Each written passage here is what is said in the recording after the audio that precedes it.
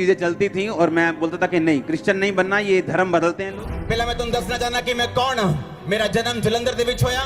ਮੈਂ businessman family ਦੇ ਵਿੱਚੋਂ ਸੀਗਾ। ਕੰਪਿਊਟਰ ਇੰਜੀਨੀਅਰ ਸੀਗਾ। ਆਪਣੀ ਪੜ੍ਹਾਈ ਮੈਂ ਚੰਡੀਗੜ੍ਹ ਤੋਂ ਕੰਪਲੀਟ ਕੀਤੀ। ਨਸ਼ੇ ਕਰਨੇ ਸ਼ੁਰੂ ਕੀਤੇ ਸਿਰਫ ਸ਼ੌਕੀਆ ਤੌਰ ਦੇ ਉੱਤੇ। और मैं गुस्सा करना जो क्रिश्चियन लोगों ने मेरे घर प्रार्थना करने लिया ना, गाला कढ़निया में उन्होंने, लेकिन मैं नहीं सी जानता कि मैं जीवित परमेश्वर के नाल पकड़। 2004 में मुझे कुत्ते ने काटा और मैं मेंटली अपसेट हो गया।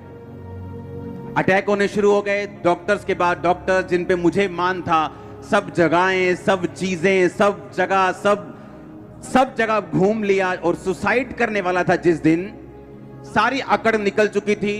धर्मों के बारे में बात करना बंद कर दिया था। कुछ नहीं मैं करता था, सिर्फ सुसाइड करना और हैवी डोज नशे की लेके स्पेशल सुल्तानपुर साइड से नशा लेने जाना और स्पेशल नशा करना ताकि मैं नशे में रहूं और मुझे अटैक ना हो। रिलीजियस खानदान से हूं मैं, एक्टिव। ऐसा नहीं था कि हम परमेश्वर को मानते नहीं थे, नो, एक्टिवली मानते थे सबको, क्योंकि धर्म इंसान ने बनाया। यीशु मसीह ने कोई धर्म नहीं बनाया, परमेश्वर ने कोई धर्म नहीं बनाया। उसने नहीं कहा तू ईसाई बन जा, उसने नहीं कहा नहीं पहले अपना नाम पीटर रखेगा तो मैं तुझ पे दया करूंगा, अपनी कास्ट चेंज, उसने कुछ नहीं कहा। और जब मैंने बाइबल पढ़ी तो उन्होंने कहा कि पूरी बाइबल में ईसाई धर्म नाम का शब्द तक नहीं। अगर तू बाइबल पढ़ेगा तो तू होगा और परमेश्वर होगा, तेरे गुनाह होंगे, पाप होंगे, जिसकी वजह से तू मुसीबत में है। तूने विरोध किया परमेश्वर का, तूने गालियां दी परमेश्वर को। मेरे घर वाले मेरे खिलाफ होना शुरू हो गए, तू नशे कर ले दोबारा। वही घर वाले जिन्होंने मुझे भेजा चर्च में, वही बोलते थे नशे कर लो दोबारा, जो मर्जी करो, चर्च में नहीं जाना है, चर्च नहीं जाना, रोज शाम को नहीं जाना, बिजनेस करो, ये करो, बहुत बड़ा बिजनेस है, ये हो जाएगा, वो हो जाएगा, नहीं तुमको ऐसा नहीं करने। रिश्तेदार ओए तो वापिस आएगा अपने धर्म में, तेरे को पछताना पड़ेगा, तेरे पास्टर को मारेंगे, थप्पड़ मारेंगे, पीटेंगे, उसे रास्ते में पकड़ लेंगे। आप नहीं जानते, रोज रोज घर में कलेश इतना होता था, आप इमेजिन भी नहीं। अगर आप कई लोग ऐसे होते वापिस चले जाते। लेकिन शुरू से मैं अपनी फैमिली से हल्का सा अलग रहा था।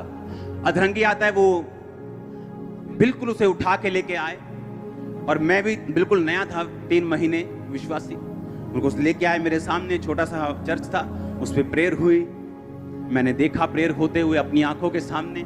अगले दिन वो वापिस आया, बोल रहा था, चल रहा था, कंप्लीट पूरा नहीं लेकिन चल रहा था। कल से जमीन आसमान का फर्क था एक दिन में। मेरे होश उड़ के मैंने पहली बार मिरेकल देखा अपनी लाइफ में लाइव। पहले तो मैं सिर्फ बातें सुन रहा था, मसीह बाइबल की बातें सुन रहा था या उनकी गवाही उनके मुंह से सुन रहा था, लेकिन ऐसा कुछ देखा नहीं था कि जो मुझे हिलाए, क्योंकि उस समय इतना इंटरनेट नहीं होता था, सिर्फ ब्रॉडबैंड होते थे BSNL के जो चलते थे। जब मेरी आंखों के सामने वो हील हुआ, मुझे विश्वास हुआ कि नहीं, अगर परमेश्वर इसको छू सकता है वो मुझे भी छू सकता है। परमेश्वर ने मुझे एक ही बात बोला कि तू सेवा कर, तू प्रार्थना कर, लोगों को समझा। इमेजिन करो तब मैंने बाइबल और परमेश्वर ने कैसे मुझे इस्तेमाल किया। और जब मसीह में 3 महीने हो गए, मेरे अटैक बढ़ गए। जिस अटैक से मैं आया था वो कम हो गया, लेकिन और अटैक बढ़ गए दुष्ट आत्मा के। उसकी वजह से मुझे क्या हुआ कि मुझे रोज बाइबल पढ़नी पड़ती थी, क्योंकि जैसे मैं बाइबल पढ़ता था अटैक कम होने शुरू हो जाते थे। तो मैंने क्या करता था कि घर में जब मैं गया 10 बजे 5 बजे चर्च जाके, चर्च से आया 10 बजे 11 बजे 12 बजे, घर आते ही बाइबल पकड़ी अपनी छोटी, अपनी छत पे, मॉडल टाउन हमारी कोठी थी, मॉडल टाउन के बीच में, अपनी छत पे गए, बाइबल पढ़ी 1 घंटा 2 घंटे 3 घंटे 4-5 घंटे जब बाइबल पढ़ ली, मेरा अटैक खत्म होता था और मैं सोने वर्गा हो जाता कि हाँ अब सो सकते हैं, अटैक कम हो गया। एवरी डे बाइबल मेरी एक दवाई थी, क्योंकि मैं दवाइयां खा चुका था, जलंधर के सारे बड़े डॉक्टर से दवाइयां खा चुका था, कोई असर नहीं, 1% भी नहीं। अब वो जब मैं बाइबल पढ़ता था मेरे अटैक दुष्ट आत्मा के कम होते थे, तो मुझे प्रैक्टिकली मालूम था कि वचन मेरे अटैक कम करता है। तो रोज इसी चक्कर में कि मेरे अटैक कम हो जाएं, बाइबल पढ़नी शुरू कर दी, रोज 6 घंटे 8 घंटे। हुआ क्या, 1 साल बाद जब 1 साल मैंने बाइबल रोज 8-8 घंटे पढ़ ली, तब जब भी कोई बंदा चर्च में शाम को 5 बजे में जाता था, जब भी कोई बंदा अपनी मुसीबत लेकर आता था, भाई साहब मुझे ये प्रॉब्लम है, अपने पास्टर को बोला पास्टर जी हमें ये प्रॉब्लम है। जैसे ही उसने प्रॉब्लम बोलनी, मैंने बाइबल से वचन निकाल लेना, क्योंकि बाइबल मुझे याद हो गई थी कौन सा वचन कहाँ लिखा है। जैसे ही उसने कहा मेरी ये दिक्कत है, मैं बाइबल उठा के बोलना कि देख वचन क्या कहता है, वचन ये कहता है, वचन ये कहता है। वचन में मैं मजबूत हुआ, क्योंकि परमेश्वर ने मेरे पीछे एक दुष्ट आत्मा को लगाया ताकि मैं लगातार वचन पढ़ता रहूं। इसलिए नहीं कि मुझे प्रभु से प्यार है, पहले प्यार व्यार कम था, लेकिन दुष्ट आत्मा से मुझे आजादी मिल जाए, ये चीज मेरे दिमाग में ज्यादा थी।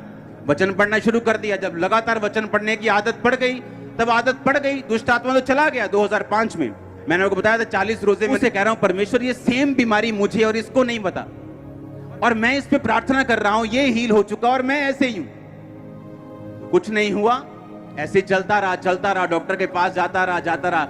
एक दिन जब मैं डॉक्टर के पास से वापिस आ रहा था, आप इमेजिन नहीं करोगे मेरी लाइफ कैसे थी। उसने कहा 12 साल से पेशेंट दवाई खा रहे हैं, तू ज्यादा मत सोचा कर। और मैं हैरान हो रहा हूं कि परमेश्वर मैं तेरी सेवा करता हूं, मैं लोगों पे ले हैंड करता हूं, लोग हील होते हैं और मैं बीमार हूं। जब वो डॉक्टर ने इतनी बात बोली कि 12 साल, मैंने बाहर आया हॉस्पिटल से, मैंने गुस्से से दवाई फेंकी, मैंने कहा मैंने नहीं खानी, कुछ भी हो जाए। अब इमेजिन करो, मुझे नहीं मालूम था कि मेरी प्रार्थना सुनी जा रही। परमेश्वर का थैंक्स करता रहा। इंस्टेंट हीलिंग हुई मुझे, इंस्टेंट हीलिंग, और मैं हील हुआ। मेरा फेथ बढ़ा। मैंने कहा अब आया मजा, अब बताऊंगा मैं। सुनो,